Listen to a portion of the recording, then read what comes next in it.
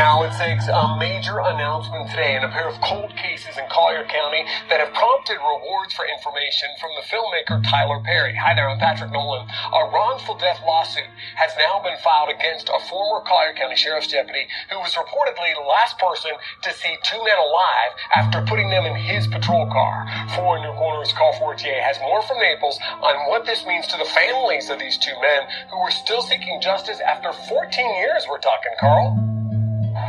Well, two incidents a few months apart had former Collier County Deputy Stephen Culkins putting Terrance Williams and Filipe Santos in the back of his patrol car. Neither Williams nor Santos were ever seen again, and Culkins has not fully cooperated with investigators. Now Tyler Perry is strengthening his support for the men's families while an attorney files suit against the former cop. It's not one day that does not go by that I just want to break down. Marcia Williams says she will not rest until justice is served in the presumed death of her son, Terrance Williams. The father of 4 was last seen near a North Naples cemetery in January of 2004. According to reports from the Collier County Sheriff's Office, former Deputy Stephen Culkins told investigators he gave Williams a ride to a Circle K gas station. A few months earlier, 23-year-old Felipe Santos had vanished in a strangely similar circumstance. A sheriff's report says that Culkins told investigators he was going to arrest Santos for having an expired license, then changed his mind and let him out at a Circle K. These two young men disappear off the face of the earth, and the last person to see them alive was this sheriff's deputy. The bodies of Santos and Williams were never found, and Culkins never faced any charges. The Collier County Sheriff's Office fired him for being uncooperative in the case. Then on Tuesday, attorney Ben Crump announced he's filing a wrongful death lawsuit against Culkins. And he will be made to come to be deposed and give sworn testimony for the first time to answer all the questions that Marcia Williams has for him. Filmmaker Tyler Perry has supported the quest for justice in this case for years, offering a $100,000 reward for any information leading to a conviction back in 2014. We have not gotten any leads. I'm raising that reward to $200,000. My prayer is in all of this, in trying to help her, is to just get the answers and get the justice that she deserves, that Terrance's children deserve, that the Santos family deserves. Sheriff Kevin Ramboss released a statement today thanking Tyler Perry for continuing to raise awareness about the disappearances of both Santos and Williams. Anyone with information about either of these cases is urged to call Crime Stoppers. That's 1-800-780-TIPS. In Collier County, Carl Fortier, Fox 4, in your corner.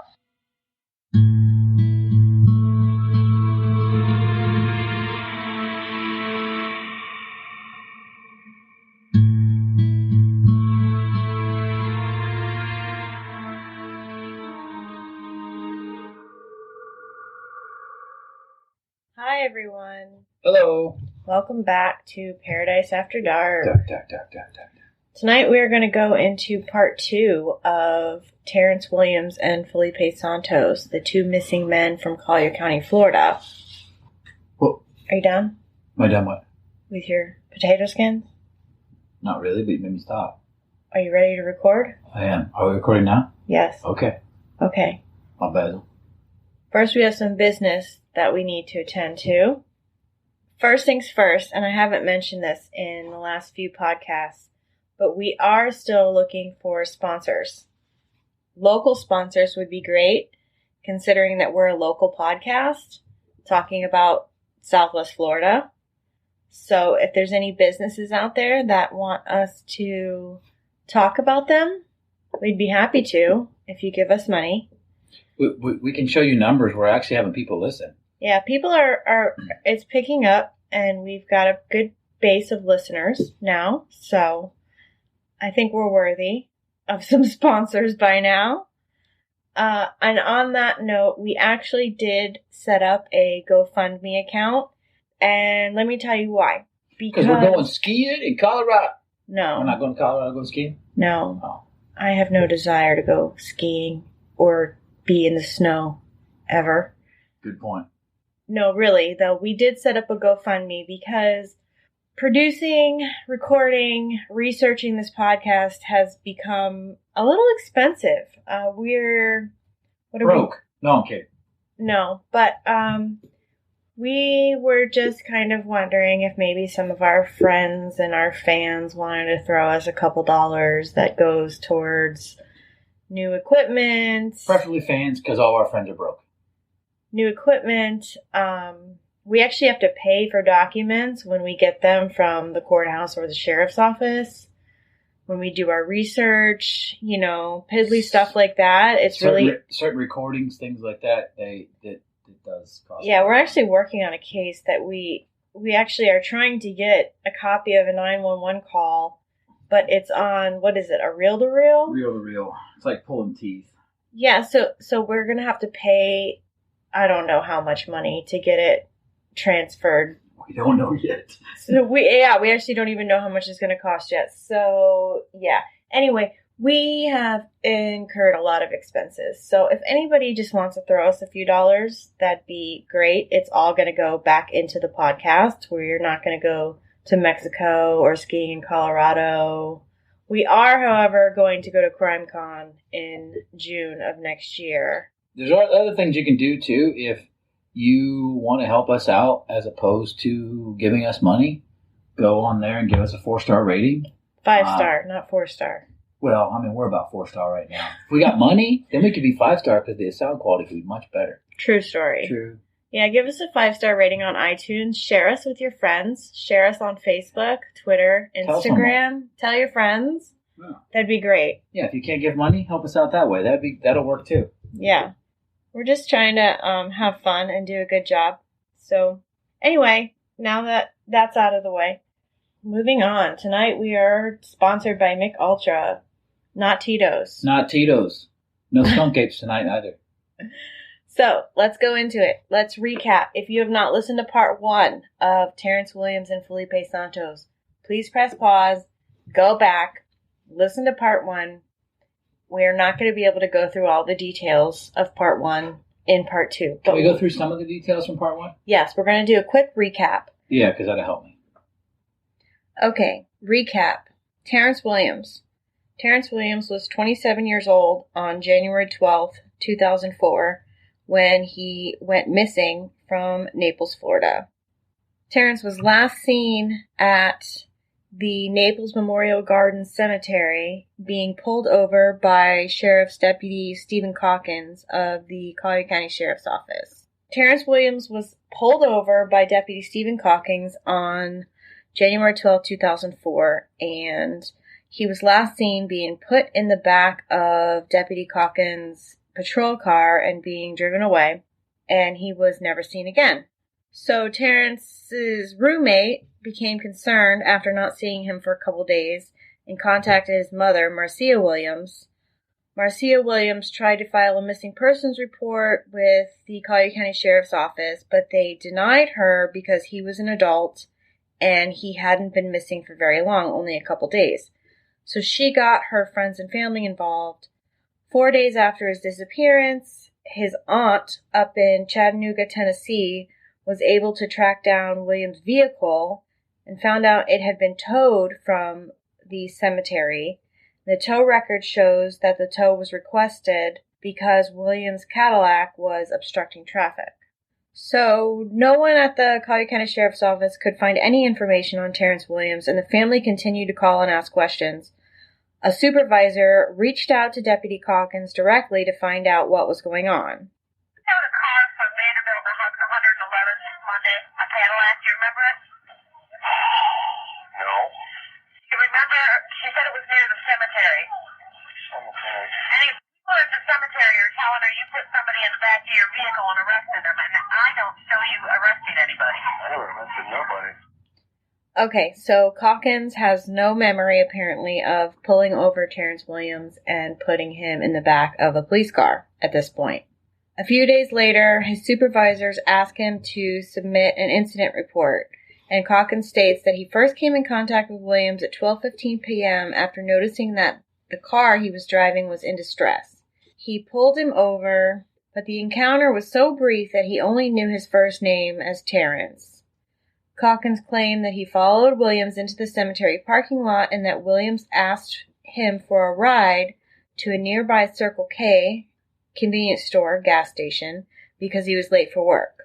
Now, Calkins says that he dropped Terrance Williams off at the Circle K, came back to the car because Terrance had told him that his registration paperwork was all in the glove box. Because we all know that's how deputies work. Right. I mean, this was not 1956. He came back to the car, found out that there was no registration in the glove box. He moved the car. He was seen by the cemetery workers getting in the car, moving it out to the road, half on, half off the road, obstructing traffic. And he got out and threw the keys in the grass. Got out, threw the keys in the grass, left it there, called his buddy in dispatch to request a tow. Now we have a clip of that. I got a homie Cadillac on the side of the road here. Signal 11, signal 52, nobody around. Maybe he's out there in the cemetery. Come back in his car, I'll be gone. Calkins also requested a background check on Terrance Williams, giving an inaccurate date of birth, a specific date of birth that Williams had used before and given to police when he was arrested in Tennessee. This contradicted Calkins' earlier statement that he never knew Williams' last name or any other personal details. Marcia Williams filed a complaint against Steve Calkins with the Collier County Sheriff's Office. So we have a quick recap on all of Calkins' inconsistencies when it came to Terrance Williams. He told dispatch that he was investigating an abandoned car, even though his later statement indicated that Williams was driving when he stopped him and his car was in distress. Phone records showed that Calkins never used his cell phone to call the Circle K as he claimed, which that's right. His official. I didn't mention that a minute ago, that he tried to call when he supposedly couldn't find the registration in the car. He tried to call the Circle K, and his phone records showed that he did not make that call. No one at the Circle K remembers getting any call from Deputy Calkins on that day. Calkins later called another dispatcher, gave Williams' full name and date of birth, and asked for a background check. Calkins said he was alone, but investigators strongly doubt that story because he had the date of birth from Terrance that was significant, because it wasn't his real date of birth, but a fake one that he had used in the past. So Terrance would know that date of birth, but nobody else would. Exactly that. Well, maybe the arresting officers in Tennessee. Well, I highly doubt that he somehow tracked down in that small amount of time those officers and got that information. I agree 100%. So that's our quick recap. Terrance Williams has not been seen since. A new lead in the case surfaced not long after Terrance's disappearance when a diplomat at the Mexican consulate in Miami called Marcia Williams, Terrance's mother, to tell her about another man, a Mexican national named Filipe Santos, who had vanished 3 months prior to Williams in what appeared to be similar circumstances. Felipe Santos was last seen in the back of a patrol car driven by none other than Deputy Steve Calkins. So here we are. You say Calkins, I say Calkins. I think it's Calkins. I'm not sure how it is. I mean, properly pronounced, I think it's douche, but... Tomato, tomato. Yeah, exactly. Calkins or. So let's talk about Felipe Santos. Do. So Felipe Santos was 24 years old when he disappeared, born January 1st of 1979. Some agencies give his date of birth as May 26, 1980. Speaks Spanish and minimal English. He was a Mexican national living illegally in the United States. 5 feet 7 inches tall and weighing about 150 pounds. Brown eyes, black hair. Last seen wearing a t-shirt, blue jeans, and boots. And he was a resident living in Immokalee at the time. And he was living in Immokalee at the time of his disappearance.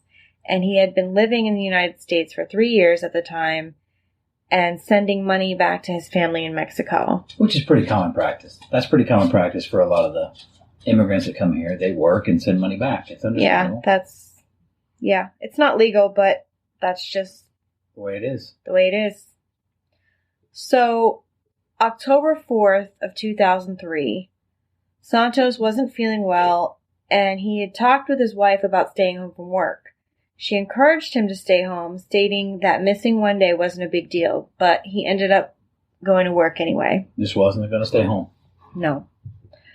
Because he was an undocumented immigrant, Santos was unable to apply for a driver's license, and he took the risk every day of driving himself and his brothers to and from Naples from Immokalee for work. So every day he was driving from Immokalee into Naples for work. He was working in construction at the time. So on this morning, they were involved in a minor car accident around 6:30 a.m. in North Naples while on the way to work. And his two brothers were with him at the time, correct? Yes, his brothers were with him. His white 1988 Ford hit another vehicle near the Green Tree Shopping Center at Airport Pulling Road and Immokalee Road. No one was hurt in the accident, and the damage to the cars was minor. At this time, there would have been a Winn-Dixie there, I think. Now it's some Naples Community Hospital therapy thing. It was a Sweet Bay. There was Back a Sweet then, I think it was a Winn-Dixie, wasn't it? Yeah, it was a Winn-Dixie. Sweet Bays didn't come till later. Oh, Winn-Dixie's a reoccurring thing in our podcasts. Remember Lenny Martis in the Winn-Dixie parking lot? Mm-hmm. That's a throwback. And this accident happened in Winn-Dixie parking lot. Maybe it's Winn-Dixie. Has nothing to do with anything but Winn-Dixie. If they want to sponsor us for talking about them, that'd be great. No, I'm just kidding. But you can cut that out. Okay, the other driver of the crash, Camille Churchill, said the brothers approached her and offered her money to pay for the damages and begged her not to call the police. Yeah, they didn't want her to call the police because obviously being illegal immigrants, they're driving. They were scared. So they were trying to pay her and buy her off, say, hey, don't call the police. We'll give you money. Just don't call the police. Well, she called the police anyway. Yeah. And Deputy Stephen Calkins was dispatched to the crash. He cited Santos for reckless driving and driving without a license or insurance and placed him in the back of his patrol car. You actually gave him tickets, correct? Yes, he did issue him, I believe it was 3 citations and a notice to appear in court. Camille Churchill would later tell police that Calkins was agitated at the scene and made a comment about being tired of quote-unquote illegals driving without a license or insurance. Later on that day, Santos' boss contacted the county jail to post bail, and it was discovered that Santos was never booked into the jail. Which means that he was never actually taken down. And nothing. He was taken away in the patrol car, but never taken to the jail. When questioned, Calkins claimed that he changed his mind about the arrest because Santos was, quote, polite and cooperative. Oh, here we go again. And left him at a local Circle K convenience store about a mile away from the site of the accident. Calkins stated he last saw him walking towards the payphones as he drove away. Circle K is a reoccurrent issue now. So Winn-Dixie or Circle K? Which one's the bad vibe here? I say just go to Publix. Pub subs. They were on sale for $5.99 last week. Not anymore, though. I got one like 2 days ago, and it was like $8. Oh, I remember, because you got me. No, you didn't give me one. Never mind. I was at work. Could have stopped on my lunch break. Could have stopped on the way home. Anyway. I gotta hit pause because I need another beer. And we're back. Santos was never heard from again after that. 2 weeks later, after Calkins submitted an incident report, Santos' family filed a missing persons report as well as a complaint against Calkins. Now, we have obtained this report, which my lovely co-host, Ken, that's me, will read for you now. On October 29, 2003, at approximately 1426 hours, I responded to the North Naples substation at 776 Vanderbilt Beach Road in reference to a missing person. Upon arrival, I made contact with the reporter, George Santos Martinez. Reyes Martinez, date of birth 1/6/54, accompanied Santos Martinez to assist as a translator. Santos Martinez stated that his brother, Felipe Santos, is missing. Santos Martinez stated that Felipe has not been seen since October 14th of 2003 at approximately 7:15 hours. Santos Martinez stated that he and Felipe were involved in a traffic crash at Airport Road and Immokalee Road at approximately 6:45. Santos Martinez stated that Felipe was driving the vehicle. Santos Martinez stated that the Deputy Calkins, badge number 235, responded to work the crash. Santos Martinez stated that the last time he saw Felipe was when he got into the rear of the Deputy Calkins patrol car. Santos Martinez stated that he and his family have looked everywhere for Felipe and cannot locate him. Santos Martinez stated that he does not think that Santos would intentionally leave his family. I was informed that Deputy Calkins took Felipe to Circle K gas station at 10996 Winterview Drive. Deputy Calkins knew that the clerk at the Circle K could translate for him to obtain Felipe's information for the crash report and citations. Felipe does not speak English. This was also a good place for Felipe to use a telephone and wait for a ride because his vehicle was towed. Deputy Calkins obtained information needed, issued Felipe citations, and left him there to call for a ride. A missing person and dental record release was completed and signed by Santos Martinez. I completed a teletype request and faxed it to communications to have Santos entered into the NCIC and FCIC. I also obtained a copy of a photograph of Santos taken at approximately 8:15, 2003. This report was written up by Corporal Chauncey, ID number 1759. Okay, so after a 2-month investigation by Internal Affairs, Calkins was cleared of any wrongdoing in the Felipe Santos case. 72 hours after Felipe's family was sent a letter stating that Deputy Calkins had been cleared of any wrongdoing, Terrance Williams went missing. How about that? Santos's wife, Apollonia Cruz Cortez, questioned the quality of the investigation into her husband's disappearance, citing the fact that she had never even been interviewed by investigators. Well, why wouldn't they interview her? I don't know. They never interviewed her. After the missing persons report was filed and the complaint against Deputy Calkins. In November 2003, a warrant was issued for Felipe Santos' arrest after he failed to appear in court for a hearing regarding the citations he was issued due to the accident that he was involved in the day he vanished. No evidence of foul play has been uncovered in Santos' case, and investigators believe he may have simply been laying low to avoid being arrested, but circumstances surrounding his disappearance are unclear. Checks of the United States consulate offices and Mexican passport offices have turned up no indication of his whereabouts. Santos left behind a wife and an infant daughter. His daughter is now 14 years old. Because, when you get arrested and you're scared of, being arrested and deported, even though you're living here illegally, you go ahead and just leave your family behind because you're more concerned about yourself. I don't believe that for a minute. I don't believe that either. And I think that if he were alive, he would be found by now. Same with Terrance Williams. One would think so. But the former sheriff at the time, Don Hunter, noted that both men, Felipe Santos and Terrance Williams, would have some reason to disappear. Santos was in the country illegally, and Williams was due back in court in Tennessee, where he was facing jail time for failure to pay child support. Now, both families vehemently deny that either man would willingly disappear on their own, especially for those reasons. Well, wasn't it stated that Terrance, he was working the 2 jobs because he was paying his child support? He was trying to pay? Yes. So it wasn't like he was trying to skate out on it. And I get it. Sometimes, you fall in hard times and you don't have enough money to pay child support. So he might have been a little behind, but here's a guy that was working 2 jobs trying to make it up. Yeah, that's why he got the second job at Pizza Hut. He was working in construction during the day and then working at Pizza Hut in the evening. The only mistake that he made was driving his Cadillac without a license. That's the only thing this man did. Yeah.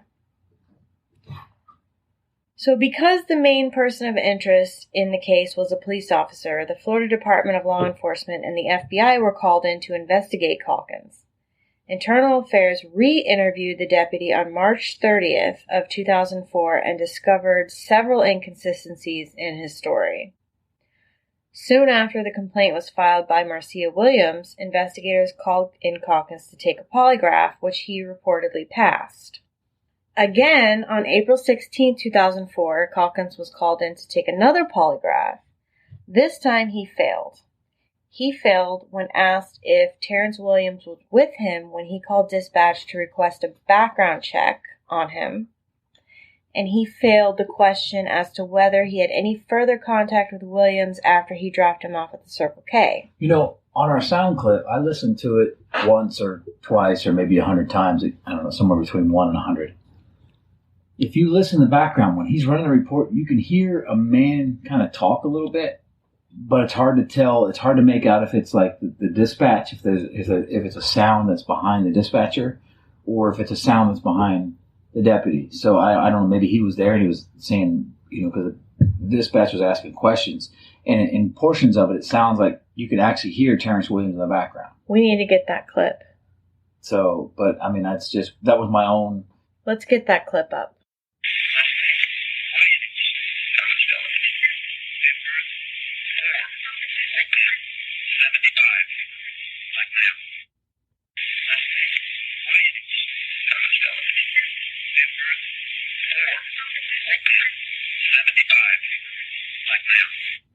Okay, now I hear a female in the background, but not a male. Well, I can kind of hear. That's what I said. It was kind of. I didn't know if it was dispatch noise or what. But anyway, you can play it a few times and listen. Yeah, I put it on here twice to listen. So Calkins did not take the news of his failed polygraph test very well. He began to claim that he was being set up, being framed, and targeted by the police agency. Co-workers did not take the news well either and continued to insist that he had been set up. That was when Calkins stopped cooperating with the investigation. Now, Sheriff Don Hunter said Calkins' patrol car was tested for blood and signs of a struggle, but nothing was found, which contradicts what Detective Kevin O'Neill had said in the show Disappeared from Investigation Discovery. Now, he said that there was trace evidence found, but that information was kept from the public. Which is common practice in a lot of cases where the police will give as much information as they want to, but they have to hold a few things back. I mean, you have to have something for validity, because we've seen in a lot of cases and scenarios where the case gets to a point where it's such a high-profile case that people just want to be involved, even if it means being questioned, arrested. They just want to give out, so they have to hold something back to verify something. Yes. On August 20th of 2004, Sheriff Don Hunter fired Stephen Calkins, saying that the deputy became uncooperative and that one of the 3 polygraph tests he took indicated some deception, and an internal investigation found that he had lied about the Williams case and violated agency policy. Now, I don't know when he took the 3rd polygraph. He took one in March, and then he took one on April 16th of 2004, but he must have taken another one in between there, because in several different documents I see that he took 3, but I don't know. Well, it says on the 3rd one that he finally got up and walked out of the room. He said, I've had enough. I'm done here. And he just walked out of the room. And I believe that was the last one on April 16th where he was found to be lying. Be the one he failed, which I think is why, deception-wise. Because I think as a deputy, I mean, if your boss, the sheriff, if you will, says, hey, you need to take this polygraph so we can get this wrapped up and help us understand what's going on. Because if you take a polygraph, even though they don't hold it in court, it makes it look good to the public eye. And you fail. Well, if you're failing, whenever you just get up, I think that's where the deception comes in. He was kind of lying, and they found that if he was willing to get up and walk out of a polygraph, well.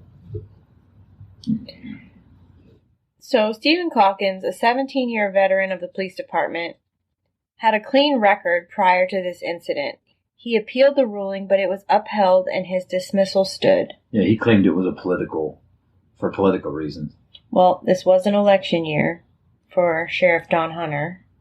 Just putting that out there again. And if these 2 men that he came into contact with and was last seen with hadn't disappeared, they just putting it out there. Well, just looking at it from all angles. I understand. In a September 2004 letter to the sheriff, Calkins said that his use of black dialect was not meant to be offensive, but he admitted it was in poor taste. This is talking about the homie Cadillac. He also asked the agency to reconsider his firing, saying that he was on medication for stress, anxiety, and depression, and that a psychologist said he was, quote, burnt out, overwhelmed, under considerable stress at home and work. In a 2006 interview with the Naples Daily News, he called his involvement in the two cases coincidence extreme, and told other media that he didn't know anything about either disappearance. Coincidence extreme. Google that. Well, that would really be an extreme coincidence. Mm-hmm. Truly. I'm curious how many other deputies have been involved, and I don't mean deputies across the nation, I'm talking just in Collier County, have put people in their patrol cars and going to give them a ride to work, of course, because their cars are broke down. So they don't check any information. They're going to give you a ride to work. I want to know how many deputies in this town have come into contact with someone that they're helping out and they come up missing. I've never heard of any other scenario like this. Yeah. Well, this is national. I mean, this went national news. This was huge. It still is huge, and we're going to get to that in a second. Oh. Now, the former sheriff said before he retired in 2009, this is Don Hunter, he tried to get the story into the media around the anniversary of the men's disappearance in the hopes of generating new clues. We've done what we could with it, said Hunter. Now the police chief on Marco Island, near Naples. What I think it's going to finally come down to is whoever had more recent contact than Calkins with Mr. Santos and Mr. Williams. I want to talk about this for a second. So, former sheriff of Collier County, Don Hunter, who is now currently the chief of police on Marco Island. I don't think he is anymore. He's not? I don't believe so. I think he is.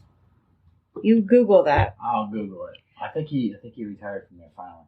Well, he believes that someone else must have come in contact with Filipe Santos and or Terrance Williams after Calkins dropped them off at the Circle K. He says, what I think it's going to finally come down to is whoever had more recent contact than Calkins with Mr. Santos and Mr. Williams. So, this is the one who fired Steve Calkins from the sheriff's office, but in 2009 is stating that he thinks somebody else must have done something to both men after Calkins dropped them off. Yeah, okay. Yeah. I mean, honestly, that's just that seems. Well, that might be his own attempt to cover his ass because of the fact that the sheriff's office could never get any probable cause to arrest Calkins, or they never even had enough probable cause to get a search warrant for his house. They searched his police car and everything, but they could never even get enough evidence to get a warrant to search his house. Yeah, and that's got to be frustrating as a sheriff. It's got to be frustrating that here's someone that is in your department, that's in your office, you're one of your deputies, and you can't quite solve a problem that he obviously knows is a problem. Yeah, he knows. I mean, this guy's a problem. And 17-year veteran. The scary part is how many illegal immigrants that he came in contact with that maybe didn't have any family here. True. There could be other... Remember Santos, he had family here. There could be other victims that we just don't know about because they were never reported missing. Pure speculation, folks. We're not saying that he did, in fact. We're saying it's speculative. So, in 2012, actor-director Tyler Perry learned of these two cases. And I don't know this for a fact, but I think it was when he saw the episode of Disappeared. It was. That's what I heard somewhere. I can't remember where, but Tyler Perry was watching TV one evening and came across a national story about the missing men. He described getting a knot in his stomach, stating that he couldn't believe that this was going on. So, in an interview with Deadline Crime with Tamron Hall, also an investigation discovery show, he said that he does not believe that the circumstances surrounding the disappearance could be a coincidence. If it was, Calkins was the most unlucky man in the world. He became involved in the case by reaching out to Marcia Williams, Terrance Williams' mother, and speaking out about the case in 2013 in a press conference. He offered up a $100,000 reward of his own money for information about the case. That was in 2013. Everything's been quiet, pretty much, since then. They really didn't generate any leads. Nothing really came of it until about 3 weeks ago, 4 weeks ago, 3.5 weeks ago, maybe. September 4th, 2018, nearly 15 years after the disappearance of Filipe Santos and Terrance Williams, renowned civil rights attorney Ben Crump, an attorney representing Williams' estate and his family, announced that there would be a lawsuit in a news conference at the Naples Daily News community room. He was flanked by actor and filmmaker Tyler Perry and Williams' mother, Marcia Williams. He also announced that he was going to double the reward for the missing men's case to $200,000. Yeah, Tyler Perry was there, and he announced doubling the reward. Ben Crump said he hopes evidence presented in the civil lawsuit filed on August 30th in the Collier County Circuit Court can lead to a criminal case against the former deputy. Crump said that he would also represent the Santos family if they wanted to participate in the lawsuit. The lawsuit alleges Williams is dead and that Calkins is responsible for his death. Now, I have the lawsuit pulled up in front of me. I also have already posted it on our Paradise After Dark Facebook group. So you can go on there and it's a PDF file. You can read it yourself, but I'm just going to read the highlights of the complaint. This is a wrongful death action for an intentional tort resulting in Terrance D. Williams' death committed on or about January 12, 2004 by defendant who subsequently fled from Florida's jurisdiction. Now, Steve Calkins is now living in Cedar Rapids, Iowa, right? Is that where he's at? Yeah, Iowa. That's where the paperwork was sent. General allegations. On or about January 12, 2004, defendant Stephen H. Calkins was employed by the sheriff's office in Collier County. While on patrol, January 12, 2004, defendant initiated a traffic stop of a white 1983 Cadillac driven by Terrance D. Williams using a light bar on his marked patrol vehicle. Williams was a young 27-year-old African-American male. Williams was not suspected of committing any traffic infraction. Williams was not suspected of violating any Florida law. Defendant did not call, radio, or otherwise communicate to dispatch or the sheriff's department that he was stopping the Cadillac. Williams parked the Cadillac in a parking spot at Naples Memorial Gardens Mausoleum, a cemetery located at 525 111th Avenue North, Naples, Florida. Defendant engaged Williams and attempted to obtain Williams' driver's license, registration, and proof of insurance. Williams did not have these documents in his possession. Defendant then patted Williams down and placed Williams in the back of his patrol vehicle. Defendant drove away from the cemetery with Williams in the rear of his patrol vehicle. Later that day, defendant returned to the cemetery with the keys to Williams' Cadillac and drove the vehicle out of the parking lot. Defendant moved Williams' vehicle to another location outside of the cemetery property, partially obstructing the right-of-way of a road. Defendant placed Williams' keys on the ground near the Cadillac.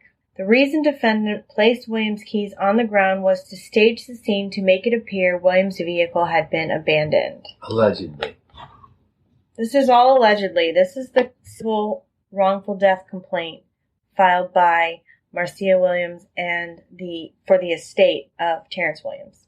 And in the state of Florida, once somebody is missing for 5 years, they can be legally declared dead. Is it 5 or 7? I thought it was 7. But you meant I'm going to go with you. You know it's 5. So, defendant then contacted Collier County Sheriff's Office dispatch to report that he had located an abandoned, quote, homie Cadillac, which was Williams' vehicle that defendant just drove. During this audio-recorded communication, defendant made numerous racial stereotype remarks about what type of person could own the Cadillac he staged as abandoned. Defendant arranged for the Cadillac to be towed. Defendant declined to have records of the tow sent to his mobile data terminal, his in-car computer, because he never called in or otherwise reported the traffic stop and never officially reported the abandoned vehicle on January 12, 2004. Instead, defendant opted for hard copies of the tow records to be mailed to him personally.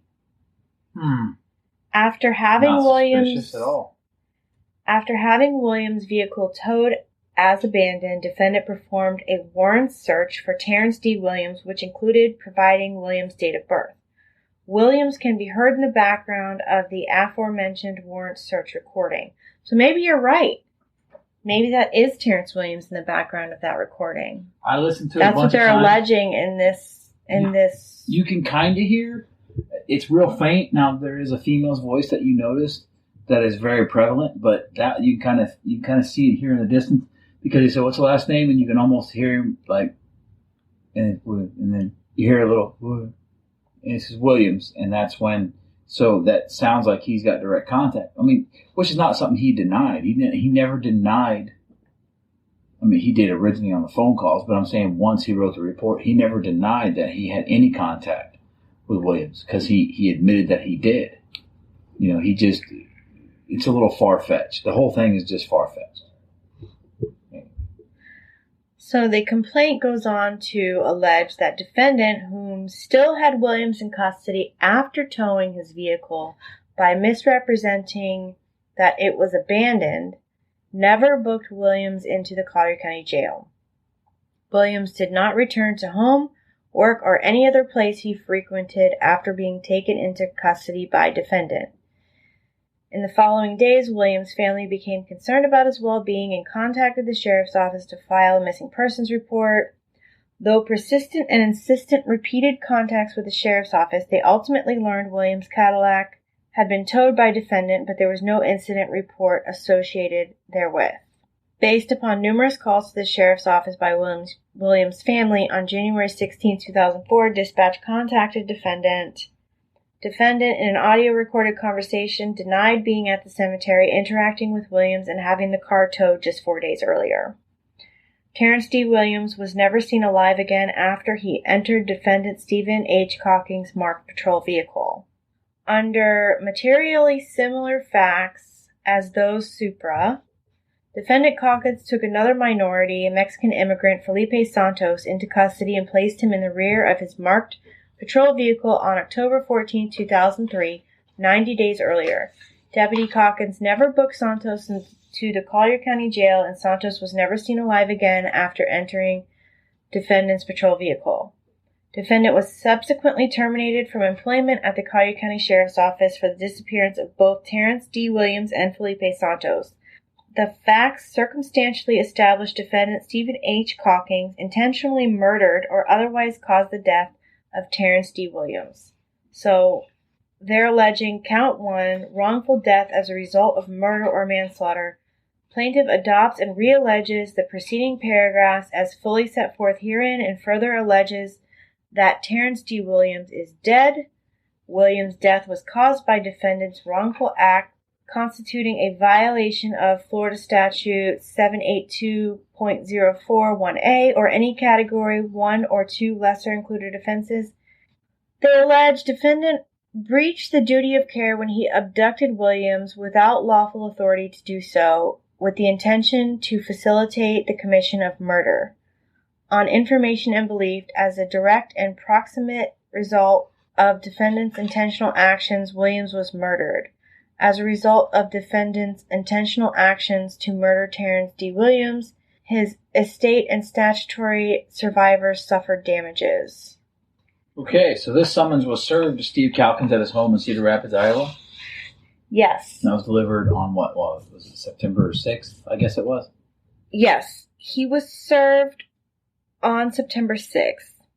And in an email statement last Tuesday, current Collier County Sheriff Kevin Rambaugh said he supports all lawful methods to bring closure to the investigation. He says, "We thank our community, which has been working this case together with us for years, and for providing numerous tips and leads to investigators. We also thank actor and filmmaker Tyler Perry for continuing to raise public awareness about these local cases and keeping them in the national spotlight.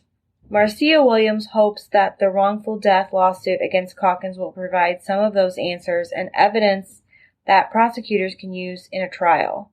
The attorneys representing the Williams family in the wrongful death suit will have to prove Williams died because of the negligence or intentional harmful act by Calkins. If the case makes it to trial, it may be difficult for prosecutors to prove Calkins killed Williams without a body being found. Just putting that out there. Mm-hmm. But at least they're doing something. You know, O.J. Simpson was acquitted of the murders of Nicole Brown Simpson and Ron Goldman. But that was such a hush case. Then he was sued in civil court for wrongful death, and the Goldman family won the lawsuit. So in civil court, he was basically convicted of murder, but not in criminal court. The only difference here is that... You know what the difference was? The glove didn't fit, so they had to acquit. The difference in this case is that Stephen Calkins was never tried for these murders. So, if they can bring on a civil suit, a wrongful death suit, and gather enough evidence in the civil suit, then they can criminally prosecute. Well, I think that's what they're aiming to do with this. Well, they're trying to get him because he never had to testify. He never had to come in front of his peers and testify or answer questions. And I think that's what they're trying to do is they're trying to get him to answer some questions. That's exactly what they're trying to do. They're going to depose him and force him to answer questions under oath. And in the complaint, they demand a jury trial. And Steve Calkins actually has responded. This was just filed with the clerk's office on the 26th, which was 2 days ago. Today is Friday the 28th that we're recording this. A response from Stephen Calkins was filed. It is a very pathetic pro se answer to the complaint. He denies every single allegation. Never underestimate the power of denial. And he says summons was received on September 6, 2018 in Iowa. Court documents are from Collier County, Florida. Defendant no longer lives in this, quote, jurisdiction, unquote. And then goes on to list 1 through 47, deny, all the way 1 through 47. Stephen H. Calkins, defendant, requests a jury trial. That's all it says. I mean, come on, dude. You were a police officer. You can do better than this, but whatever. It's like he doesn't care. It really, looking at this, it's his answer. It's really just like he just doesn't even give a shit. Well, you know, I mean, and it's very pompous. The wording, it just strikes me as very arrogant and pompous. What? No, I was just saying. I mean, I can understand where you're coming from with that. That would be your thoughts because you're looking at it more of the, hey, you've committed this crime. Remember, don't convict him. Don't convict him yet. I'm not convicting him. Just so everyone's aware, the stuff that he said occurred is possible. You know, we're not underestimating the stuff possibility. That who said? Stephen Calkins, that he dropped him off is okay. We're not the judge and jury. But there's no evidence whatsoever, or surveillance video, or eyewitnesses, or anything to back up his story that he dropped him off at the Circle K. And there is, however, eyewitnesses from the cemetery that say that he put Terrance Williams in the back of the patrol car, left with him, came back alone, moved the car out into the road, called dispatch, had it towed, didn't want the tow records sent to his mobile computer. He wanted hard copies mailed to his house. He lied, saying that he had no memory of any contact with Terrance Williams. And going on to Filipe Santos, there's witnesses that state that he put Filipe Santos in the back of his patrol vehicle absolutely no witnesses or surveillance video or anything showing that he took Felipe Santos to the Circle K. There's nothing to back up his claims. There's only evidence that proves he's lying about almost everything. But did the glove fit? Then you must have quit. I'm just stating the facts, and that's why we got all the police reports. Felipe Santos's reports are what, 87 pages? 84 pages long. 84 pages long. I mean, we have gone through this with a fine-tooth comb, and all I see is, granted, it's circumstantial, but all it does is a point to the fact that Stephen Hawkins is a liar, and I don't think anyone would have any reason to lie unless they're hiding shit because they've done something wrong. That's my opinion. What's your opinion? My opinion. Mm-hmm. Well, I'm not going to lie. Honestly, I think that he definitely had something to do with it. I think at that time in 2004, 2003 was October 2004. I mean, we're talking about the area where Santos got picked up, and the area, for the people that are not familiar with with Naples or how that was laid out in 2003 and 2004, we're talking about a distance of maybe 5 miles, and I'm saying drive time, maybe less than 10 minutes apart were the accident. So Santos was picked up on Airport in Immokalee. Well, you can get to Wiggins Pass within 10 minutes of regular drive time. You go up Immokalee, make a right, go down to Wiggins Pass, you make a left. Actually, no, you go straight, and then you're at Memorial Gardens. Yes. So we're talking about less time than that. So 5 minutes. We're not talking about one was one end of town, one was the other end of town. We're talking about, I mean, within a stone's throw, lack of a better term.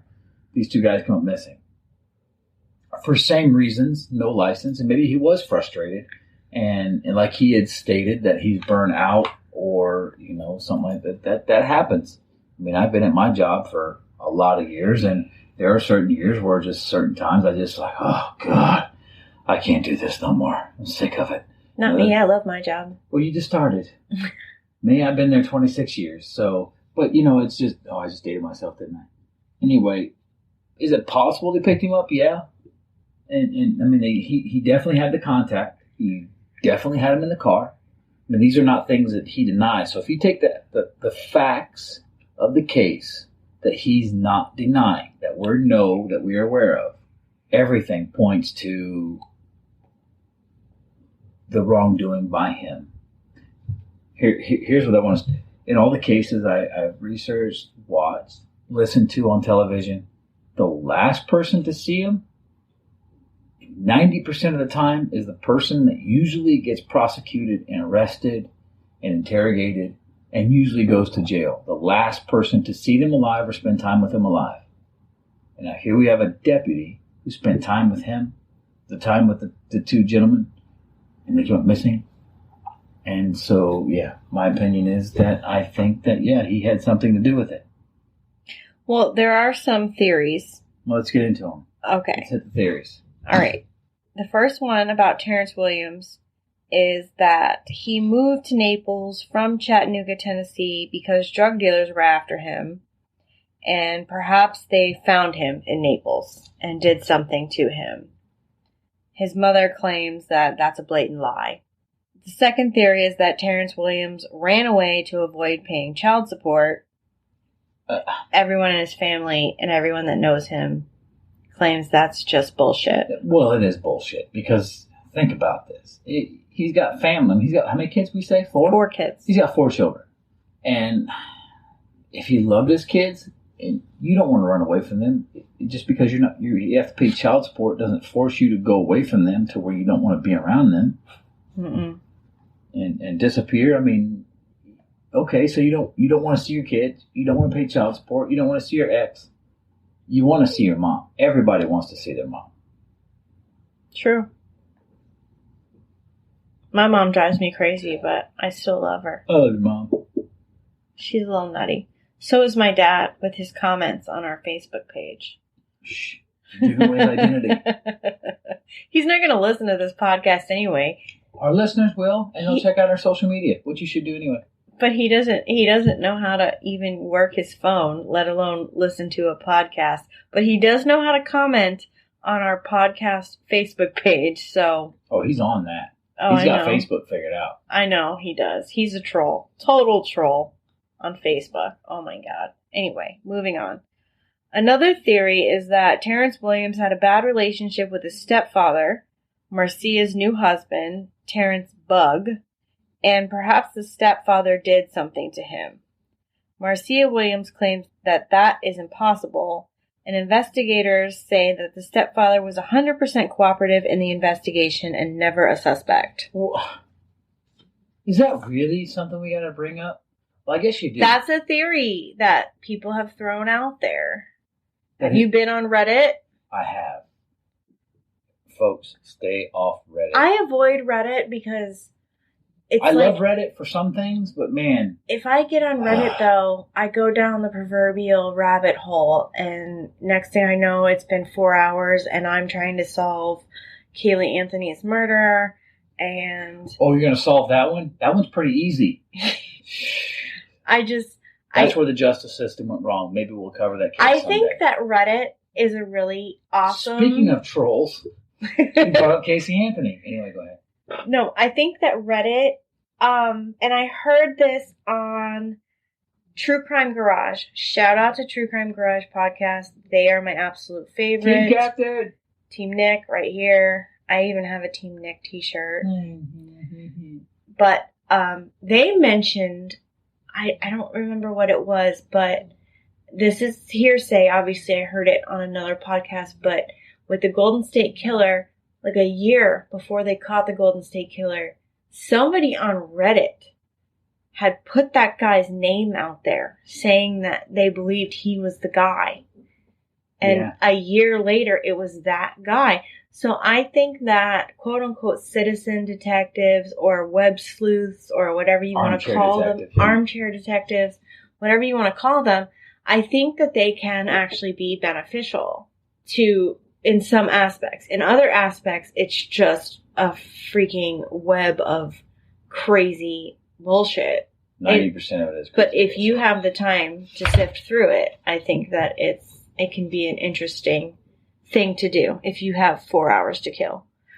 One of the other theories is the Starlight Ride. Starlight Tour, Starlight Ride, where if you go back, and if anyone's ever seen the movie Rambo, you'll understand this, where they took John Rambo and they put him in the car and they drove him to the edge of the county and said, get out, start walking that way and come back.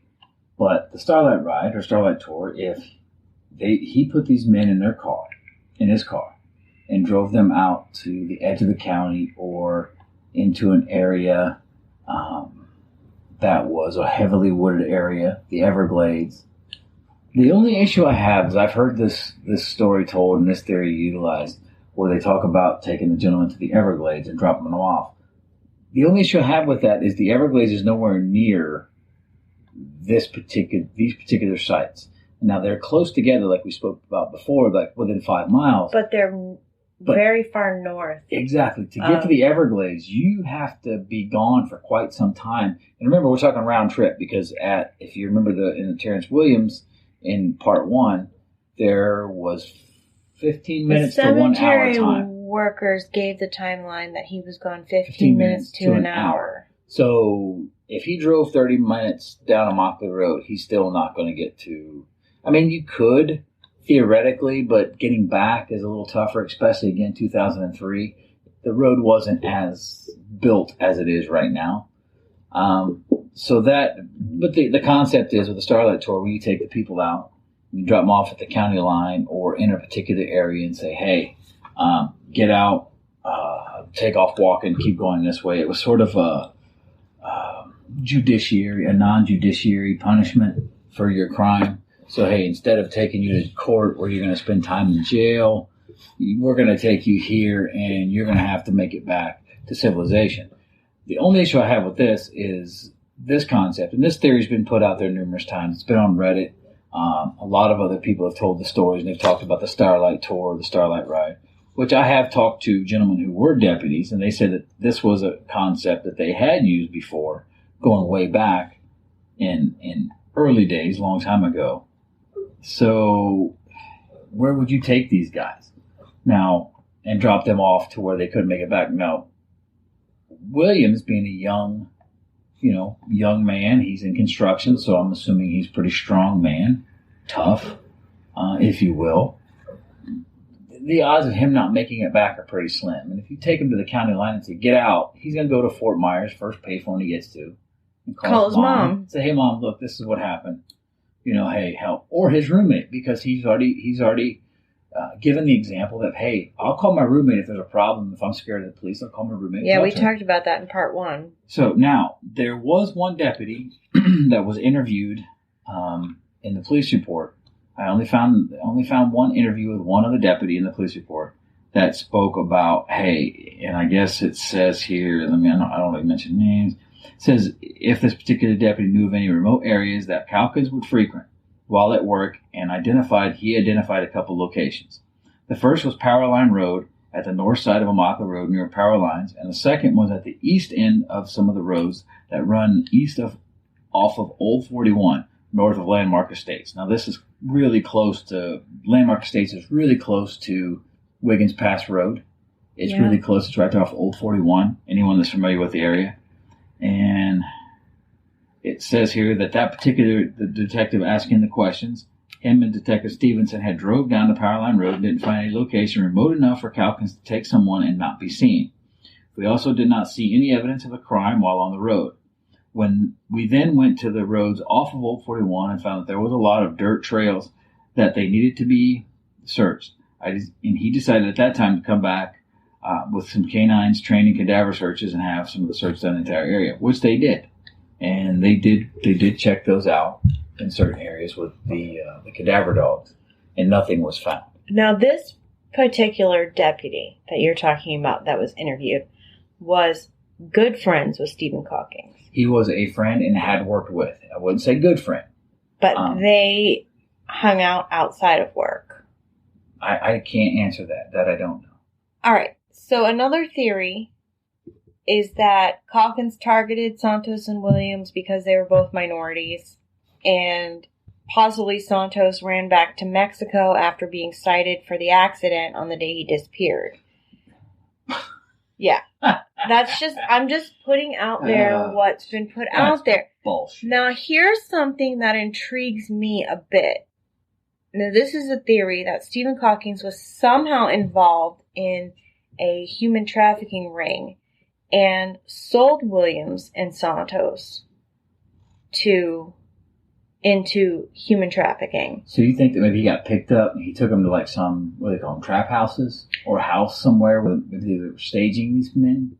Maybe. Because, and I know it's not common, and I did do some research on human trafficking of grown men, and it does happen. It's not common, but it does happen.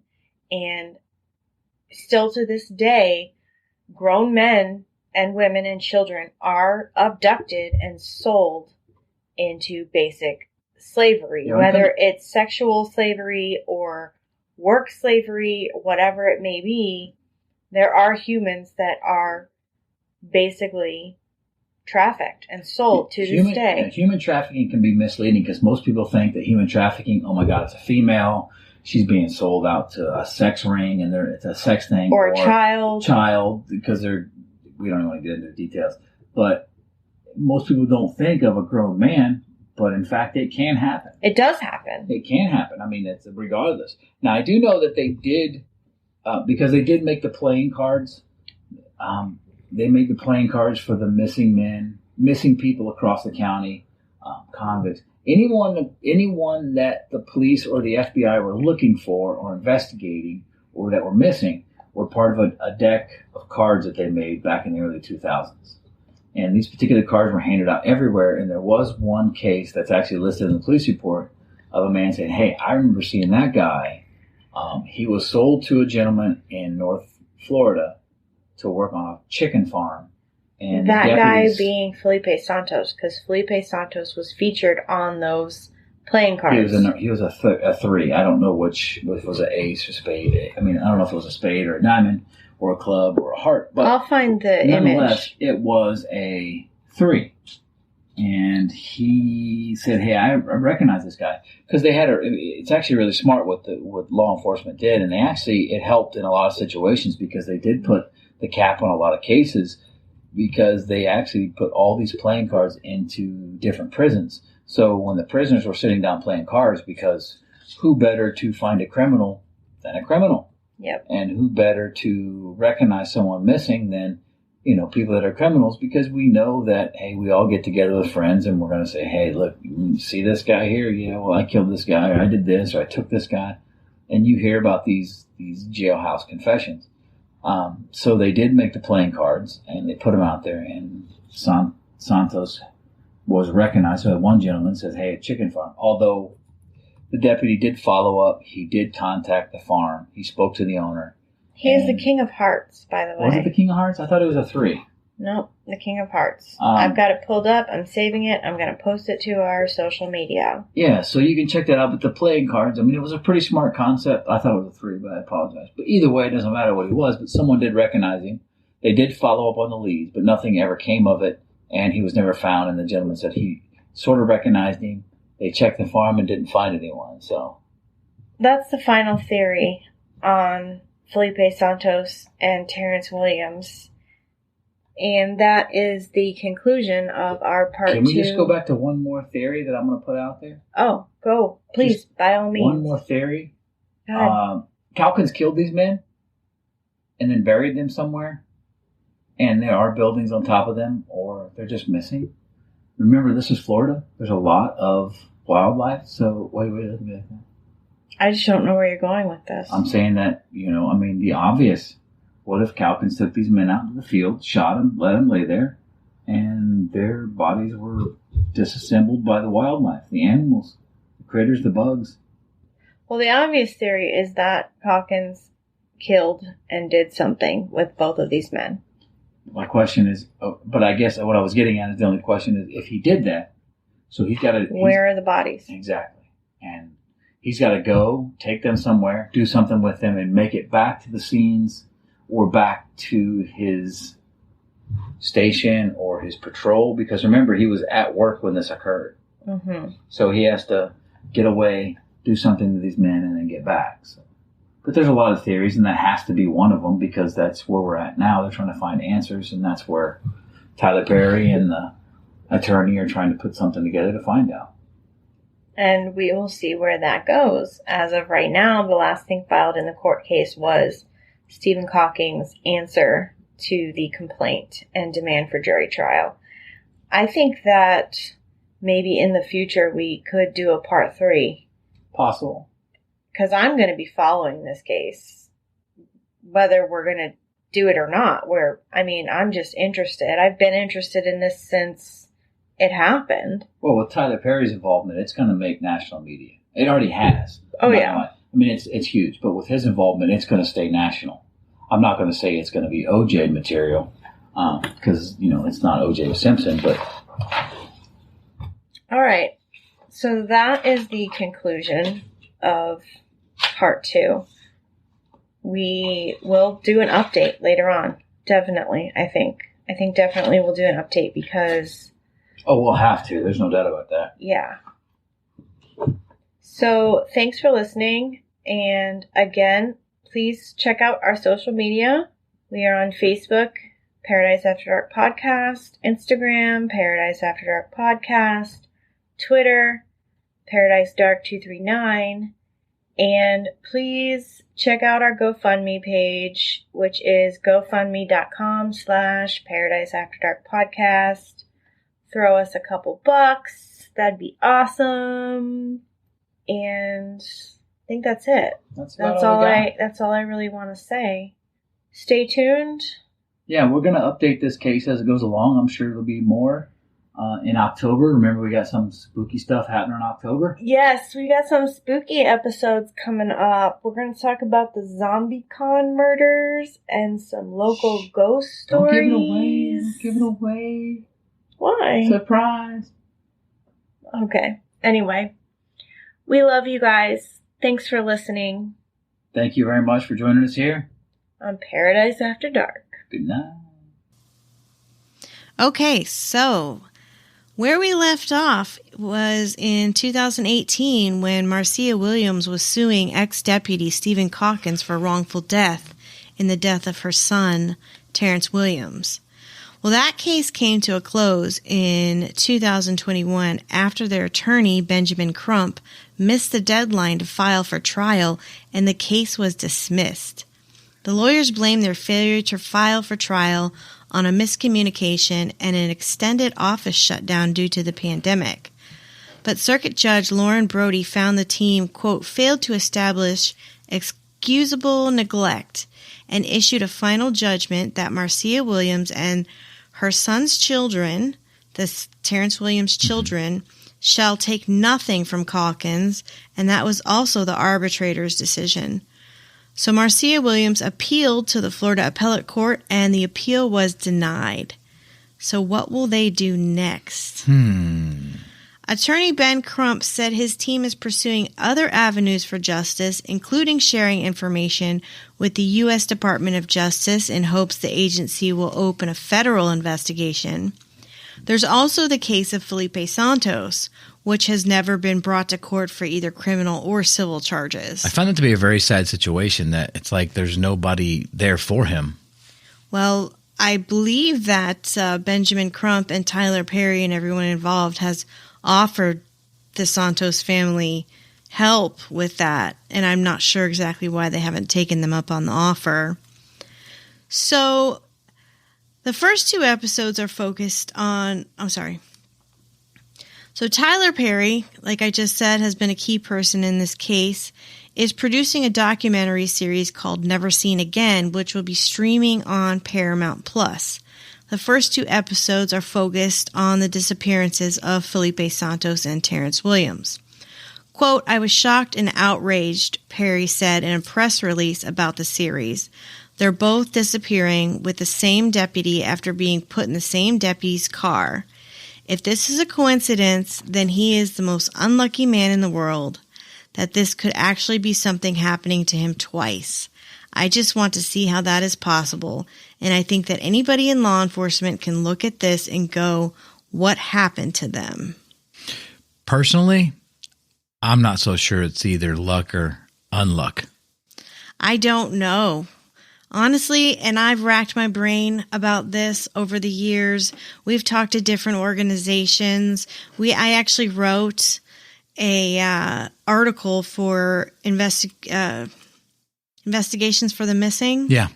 About this case, and I still to this day I can't figure out what the heck could have happened to these two men. All I can say is if you were, and I'll ask this question to our listeners, if you were a detective and you were in the interrogation room with Officer Calkins and you were discussing this matter, what kind of questions would you ask?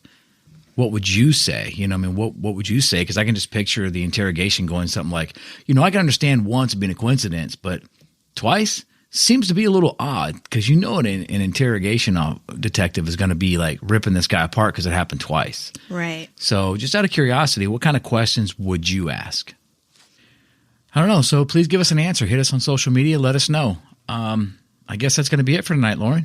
Again, if you'd like to support the show, please subscribe to our Patreon at patreon.com/Palmahawk Media. That's PALMAHAWK Media. And also, again, on our website, you'll find links to our social media, this Patreon, if you can't find it anywhere else, and a merch store, and there's some other cool things on there to look at. And please make sure to subscribe to the show on whatever platform you're listening on and rate and review. This really helps us branch out and reach a wider audience. And as always, everyone, thank you very much for listening to Paradise After Dark. Dark, dark, dark, dark, dark, dark.